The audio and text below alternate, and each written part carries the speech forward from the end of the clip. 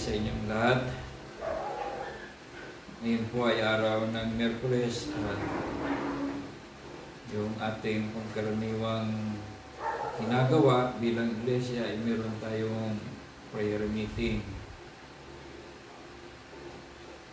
At ngayon ay gagawin natin yan sa pamamagitan ng teknolohiya sa panahon natin ngayon upang maibahagi pa rin ang salita ng Diyos. Ang ating pong teksto ay matatagpuan sa aklat ng Efeso, Kabanatang 4, talatang 25 hanggang 32. Efeso, Kabanatang 4, talatang 25 hanggang 32. Ganito po ang ating matutunghayan. Kaya nga alisin na ng bawat isa sa inyo ang kasinungalingan, magsalita ng katotohanan sa kanyang kapwa, pagkat tayong lahat ay sangkap ng iisang katawan. Kung kayo may magagalit, huwag kayong magkasala. Huwag ninyong pabayaang lubugan ng araw ang inyong galit, at huwag bigyan ng pagkakataon ang dyablo. Ang magnanakaw ay huwag nang magnakaw, bagkus ay magtrabaho at gamitin ang kanyang kamay sa mga bagay na mapapakinabangan para may maitulong siya sa mga nangangailangan. Huwag mamutawi sa mga labi ninyo ang anumang salitang masama, kundi iyon lamang makatutulong sa ikatitibay ng iba ayon sa kanilang pangangailangan upang makinabang ang mga nakikinig. At huwag ninyong pighatiin ang Espiritu Santo, pagkat sa Kanya tayo tinatakan para sa araw ng katubusan. Alisin ang lahat ng sama ng loob, ang galit, ang kapuutan, ang pambubulyaw, paninira, kasama ng lahat ng uri ng malisya. Maging mabait tayo, maging mabait kayo at mahabagin sa isa't isa, at mapagpatawaran kayo sa isa't isa kung paano pinatawad kayo ng Diyos sa pamamagitan ni Kristo. Tayo po'y manalangin. Aming Ama sa langit, maraming salamat sa gabi ito na muli po kami ay makatatanggap ng katotohanan mula sa iyong salita. Amin pong dalangin, dakilang Diyos, na linisin mo kami, maging karapat-dapat kami sa iyong banal na presensya. Banal na Espiritu Santo, kami po inyong pamunahan, kami po inyong turuan. Ganon din po, dakilang Diyos, ang lahat ng mga kapatiran namin at mga nakikinig. Dalangin ko po, Panginoon, ang iyong patnubay ng Santong Espiritu. Dalangin ko rin po, Panginoon, ang aming bansa na kasalukuyan ay lockdown o quarantine, iba't ibang uri ng quarantine. Dalangin ko, Panginoon, na ang bawat isa sa amin ay lumakas pa rin ang immune system upang nang sa gayon ay hindi kami mahawa sa virus na lumalaganap. Dalangin ko, Panginoon, ipagkaloob mo sa amin ang lakas ng katawan na kung saan kaya naming paglabanan ang mga virus na ito. Sapagkat ito lamang ang tanging paraan para mapaglabanan, para mapagtagumpayan ang virus na ito. At dalangin namin, dakilang Diyos, sa mga tao na sadyang kapos sa kanilang pangailangan, pambili ng pagkain. Dalangin po, dakilang Diyos, na sila po ay maabutan, maratingan ng mga tulong upang sa gayon ay sila po ay may makain. Ganon din po yung mga nagkatanggap ng ayuda, hindi kasali sa makakatanggap. Dalangin po, Panginoon, ikaw lamang po ang tangi naming malalapitan, na siyang hindi gagawa ng anumang kadayaan, sapagkat marami ang nakakabalita namin na kung saan ay mga ginagawang korupsyon sa mga pamimigay ng ayuda. Panginoon, siya'y po kami humihingi. Tulungan mo po bawat isa sa amin na hindi naaabutan ng mga tulong. Salamat po, Ama, sapagkat meron kaming Diyos na malalapitan. Kung aming dalangin sa pangalan ni Jesus. Amen.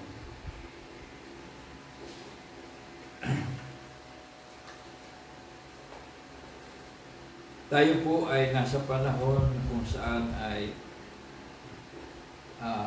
modified enhanced quarantine. Tama ba yun? Modified enhanced quarantine. May modified yung umpisa eh. Modified community.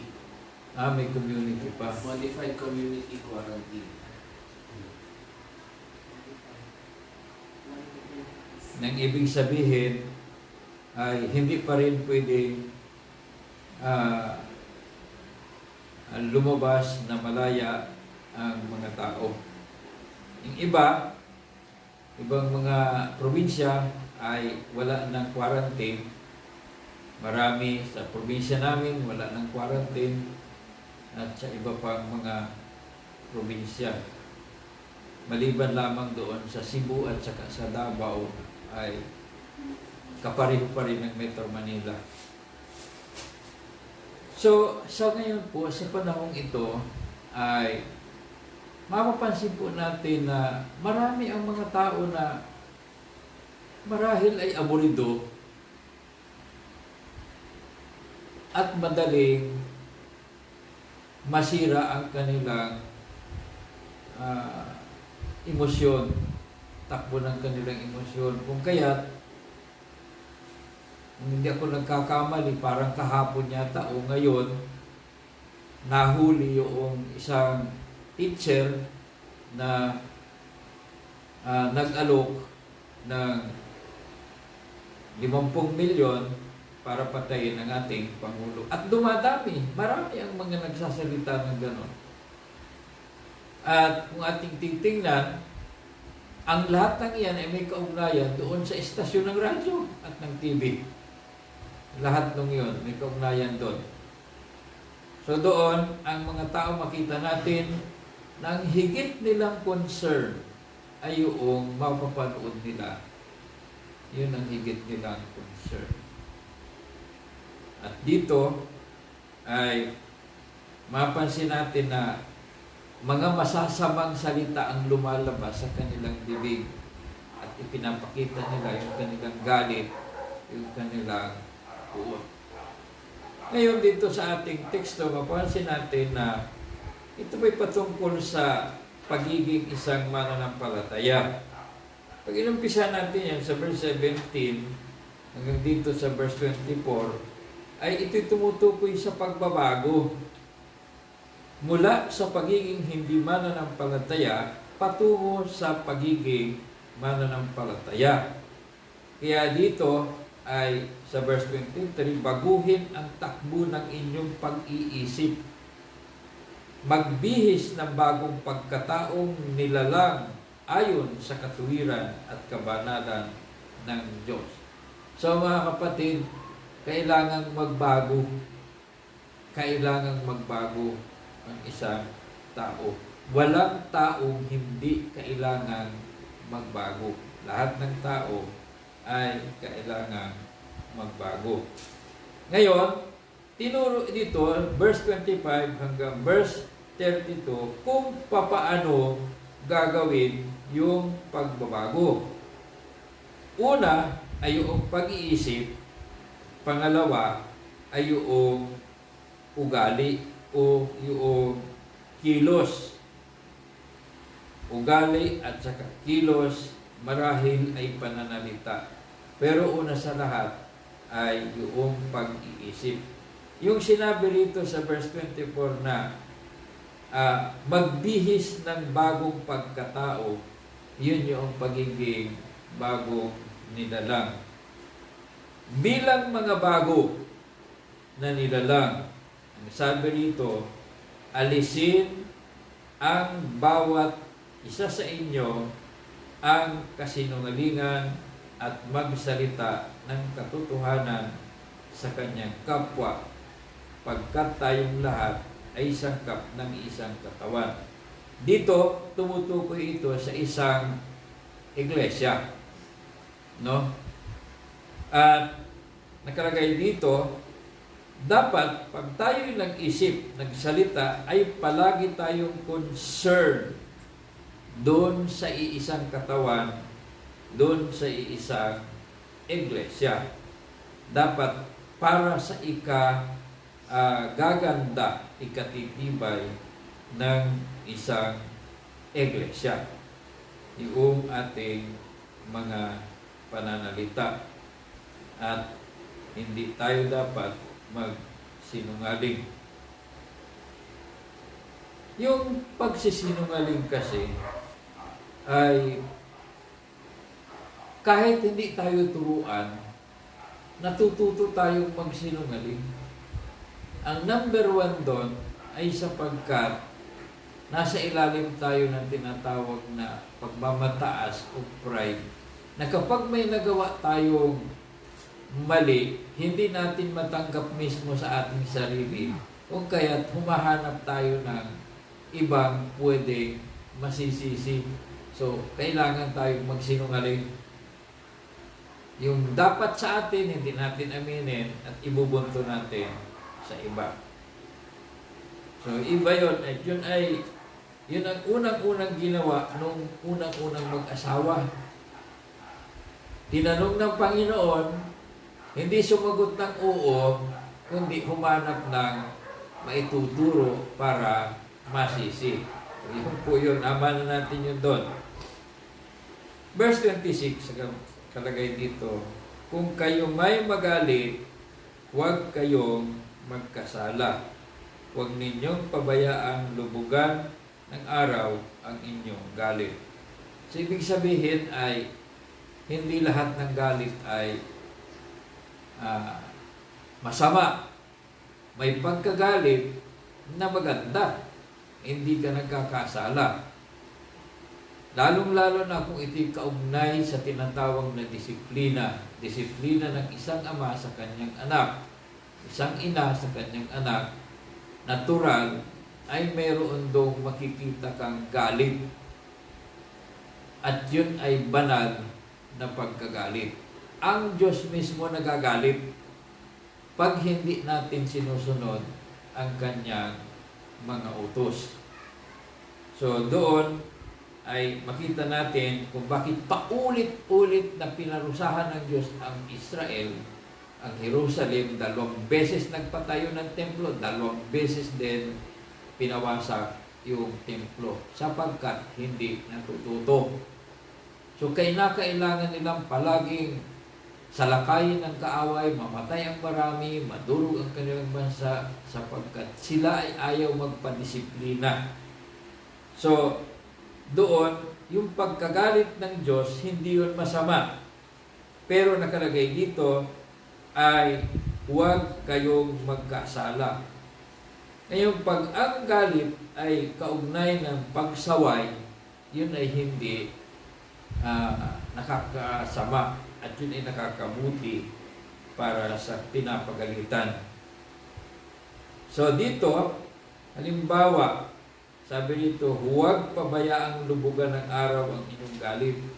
Ibig sabihin, huwag patagalin ang galit. Kasi pag ang galit pinatagal, magpupuyos yan at makagagawa ng hindi maganda. Pag ang galit ay pinatagal.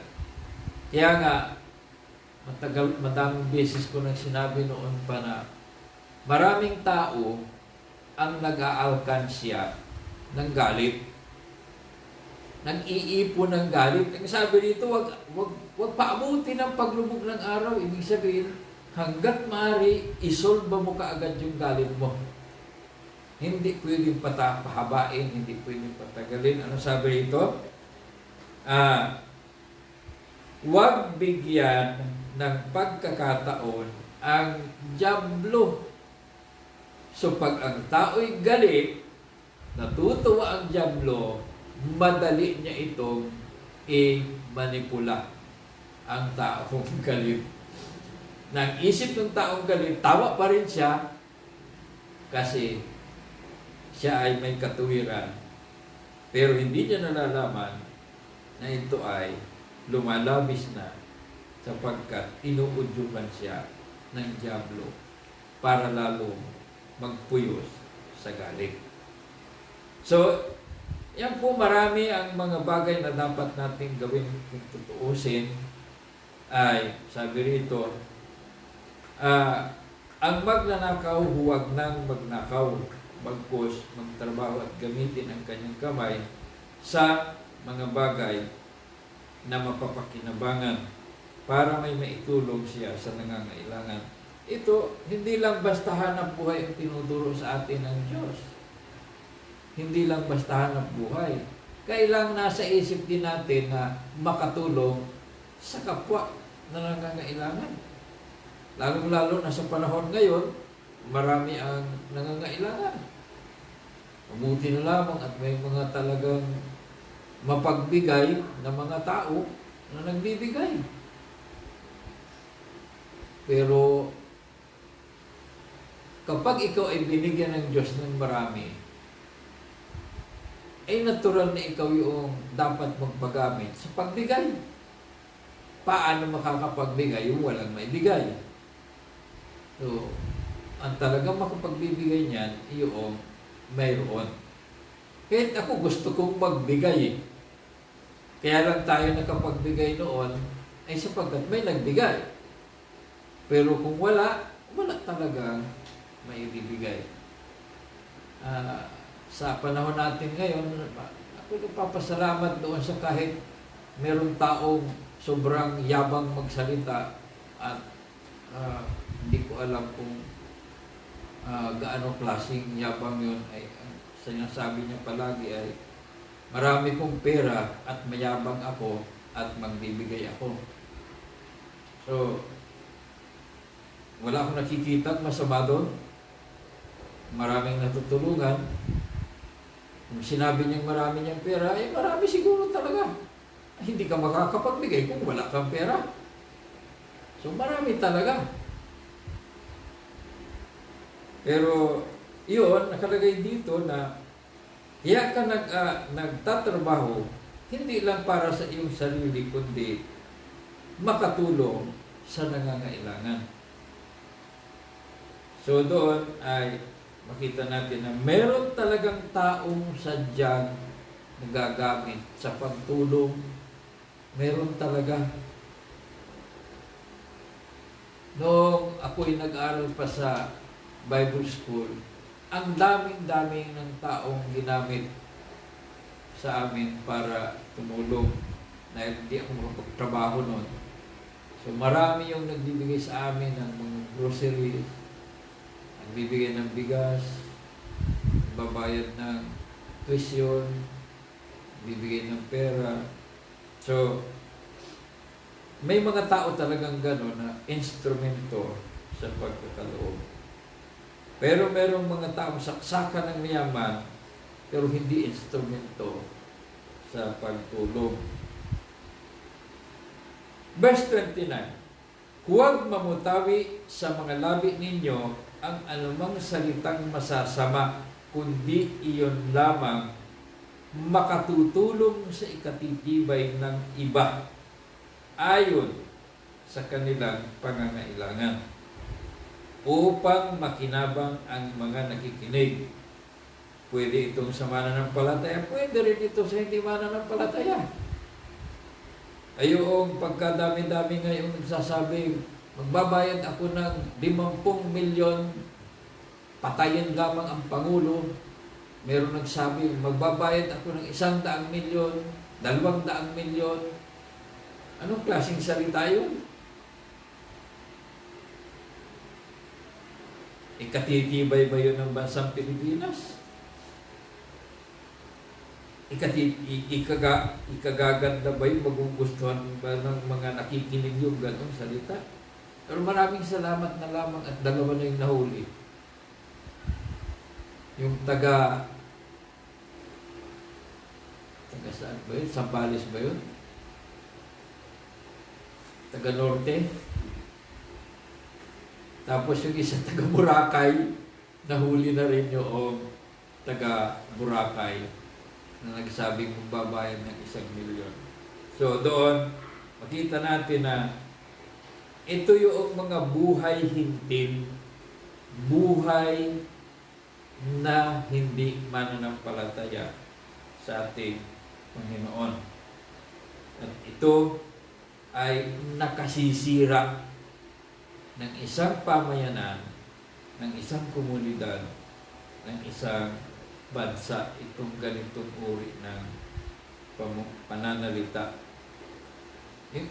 Yung isa pa naman, yung nahuli na teacher, yung isang hindi pa nahuhuli, ay engineer. Yung nasa Saudi. So doon makita natin na mga profesional, pero parang hindi profesional. Imagine mo, teacher ka, magtuturo ka ng gano'n, patayin si Duterte.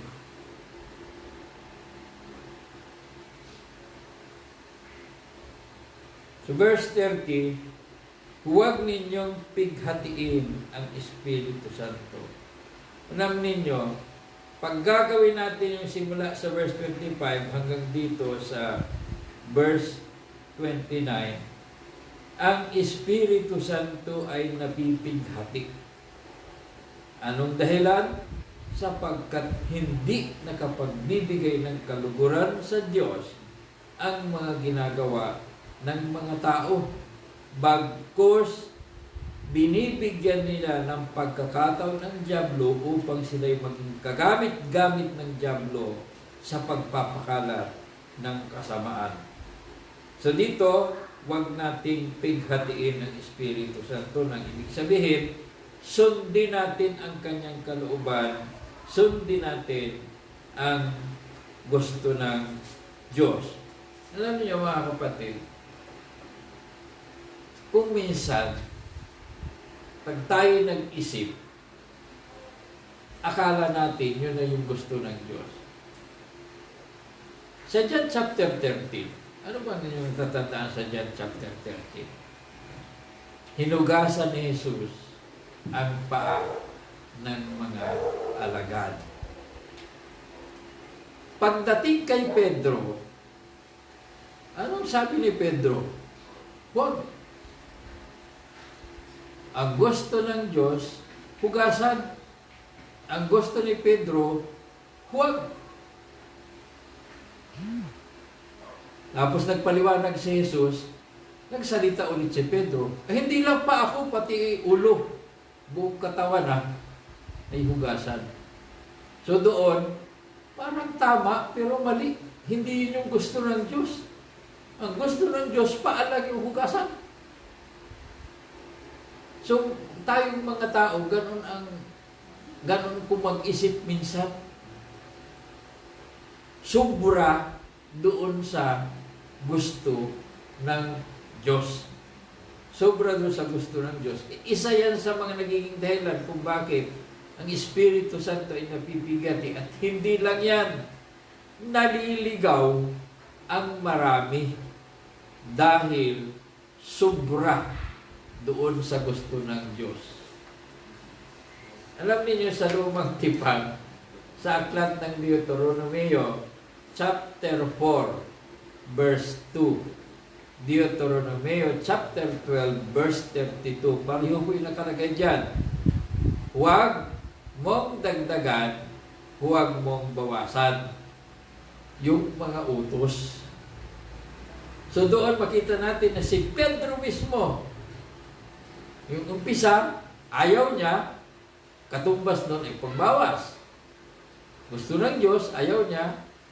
Yung pangalawa, ay magpapahugas siya pero lahat.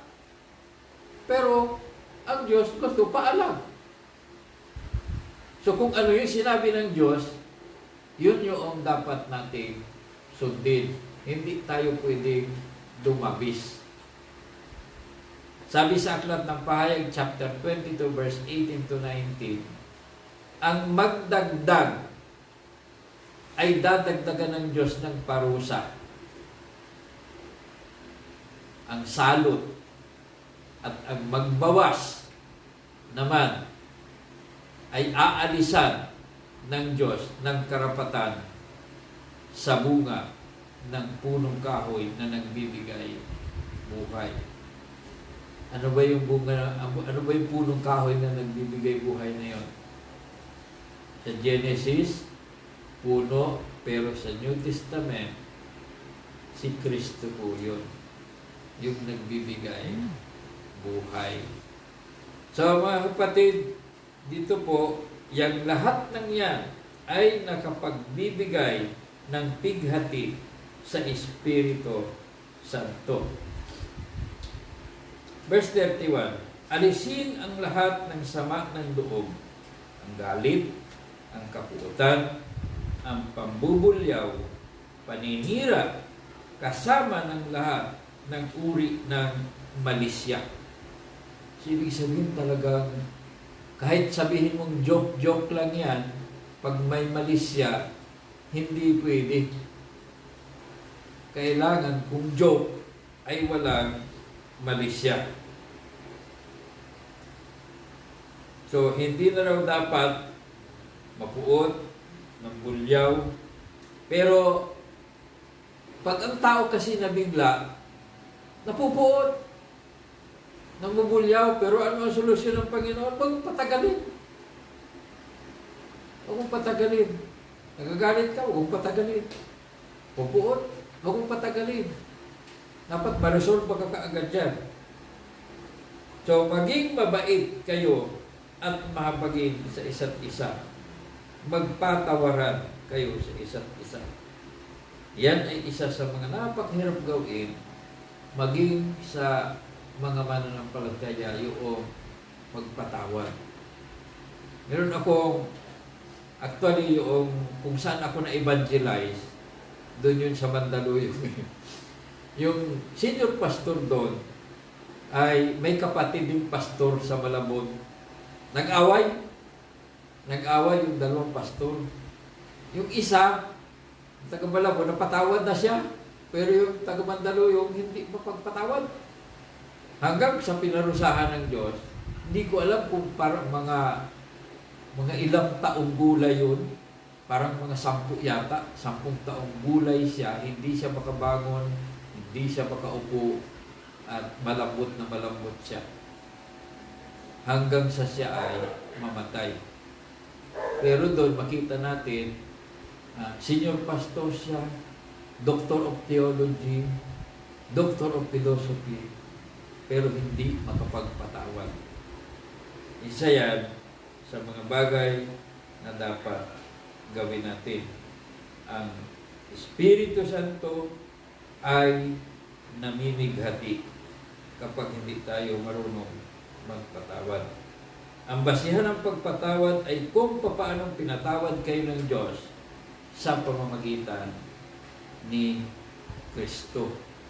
Ibig sabihin, wala tayong ginawa, yung gawa ng aksyon ng ating katawan para tayo mapatawad. Ang tanging-tanging ginawa natin ay sumampalataya sa ating Panginoon. So, ibig sabihin, lahat ng nagkasala sa atin, dapat patawarin natin. Humingi man siya o hindi ng kapatawaran, dapat patawarin natin. Sapagkat pag tayo ay nag-alkansya ng galit, darating ang araw, mapupuno yung alkansya, sasabog tayo. So mga kapatid, huwag nating tighatiin ang Espiritu Santo. Itong lahat na binasa ko rito sa Biblia ay dapat nating isagawa.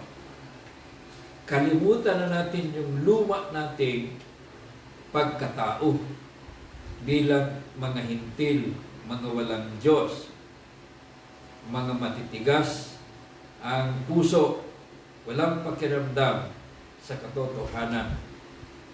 Kaya po mga kapatid, kung natututong makinig sana ang mga tao, wala sana magsasabi, patayin mo si Pangulong Duterte.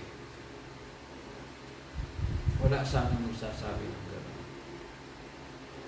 Ano ang sabi ng Panginoon sa aklat ng Mateo?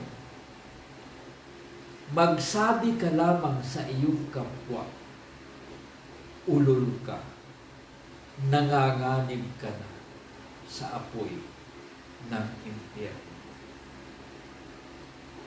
Ulol lang yun, hindi pagpatay. Ay ano pa kaya yung mamatay ka na? Katumbas yun noong magbabayad ako ng 50 milyon kung sino man ang makapagpapatay sa Pangulong Duterte. Sa mga kapatid, yan po ang dahilan kung bakit ganito ang ating takbo ng ating lipunan. Hindi talaga tayo nagpapasakop sa Diyos. Sa pangkalahatan, hindi tayo nagpapasakop sa Diyos. So hanggang doon lamang po at sana po ulit-ulit na sinasabi, sumunod tayo sa Diyos. Sa Kanyang kalooban, huwag nating pighatiin ang Espiritu Santo. Kung ano yung sinulat ng Diyos, kung ano yung utos ng Diyos, yun lamang yung ating gagawin. Huwag tayong susubra, huwag tayong kukulang.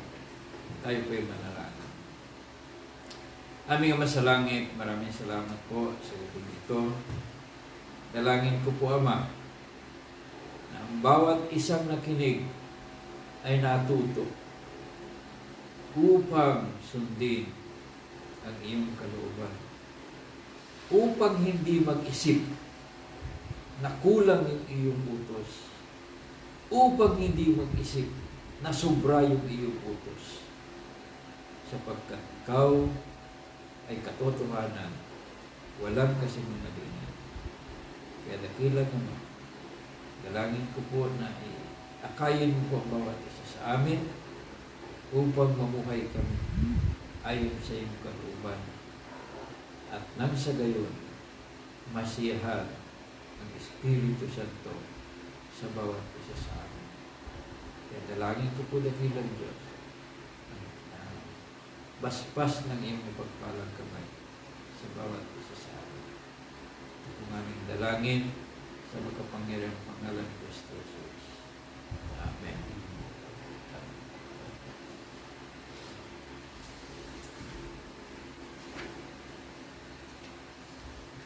Ngayon po yung ating nakatakdang prayer meeting, kaya hinihikayat po namin sa pangunguna ng mga leaders na kausapin at kamustahin ang ating mga kapatiran, hingin po ang mga prayer request at ipag-pray po natin ang isa't isa. Maraming salamat po muli at God bless.